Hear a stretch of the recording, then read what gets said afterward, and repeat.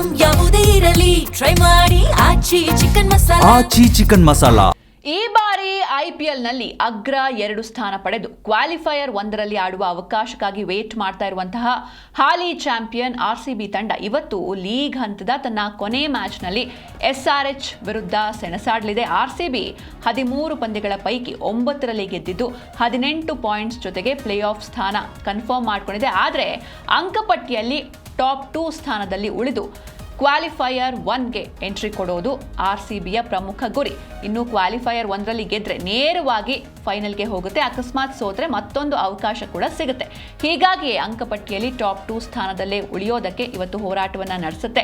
ಅಕಸ್ಮಾತ್ ಏನಾದರೂ ಇವತ್ತು SRH ಗೆದ್ರೆ RCB 20 ಅಂಕದೊಂದಿಗೆ ನಂಬರ್ 1, ಅಕಸ್ಮಾತ್ SRH ವಿರುದ್ಧ RCB ಗೆದ್ರೆ 20 ಅಂಕದೊಂದಿಗೆ ನಂಬರ್ 1 ಸ್ಥಾನವನ್ನು ಪಡೆದುಕೊಳ್ಳುತ್ತೆ. ಒಂದು ವೇಳೆ ಸೋತ್ರೂ ಕೂಡ ನೆಟ್ ರನ್ ರೇಟ್ ಉತ್ತಮ ಆಗಿರೋದ್ರಿಂದ ಅಗ್ರಸ್ಥಾನದಲ್ಲೇ ಇದು ಪ್ಲೇ ಆಫ್ ಹಂತಕ್ಕೆ ಎಂಟ್ರಿ ಕೊಡಬಹುದು. ಮತ್ತೊಂದು ಕಡೆ ಸನ್ರೈಸರ್ಸ್ ಅಂತ ಬಂದರೆ 13 ಪಂದ್ಯಗಳಲ್ಲಿ 8ರಲ್ಲಿ ಗೆದ್ದಿದ್ದು 16 ಅಂಕದೊಂದಿಗೆ 3ನೇ ಸ್ಥಾನದಲ್ಲಿದೆ. ತಂಡ ಈಗಾಗಲೇ ಪ್ಲೇ ಆಫ್ಗೆ ಎಂಟ್ರಿ ಕೊಟ್ಟಿದೆ. ಆದರೆ ಟಾಪ್ 2 ಸ್ಥಾನದ ಮೇಲೆ SRH ಕಣ್ಣು ಕೂಡ ಇದೆ. ಇದಕ್ಕಾಗಿ ತಂಡ RCB ವಿರುದ್ಧ ದೊಡ್ಡ ಅಂತರದಲ್ಲಿ ಗೆಲ್ಲೇಬೇಕಿದೆ. ತಂಡ 220 ರನ್ನ ಗಳಿಸಿದ್ರೆ 87 ರನ್ಗಳ ಅಂತರದಲ್ಲಿ ಅಥವಾ 150 ರನ್ಗಳ ಗುರಿ ಸಿಕ್ಕರೆ 11.1 ಓವರ್ನಲ್ಲಿ ಗೆಲ್ಲಬೇಕಿದ್ದು ಆಗ ಮಾತ್ರ ಗುಜರಾತ್ನ ಹಿಂದೆಕ್ಕೆ 2ನೇ ಸ್ಥಾನವನ್ನು ಪಡಿಬಹುದು. ಒಂದು ವೇಳೆ ಸೋತ್ರೆ ತಂಡ 3ನೇ ಸ್ಥಾನಿಯಾಗಿ ಪ್ಲೇ ಆಫ್ ತಲುಪಿ ಎಲಿಮಿನೇಟರ್ನಲ್ಲಿ ಆಡಲಿದೆ.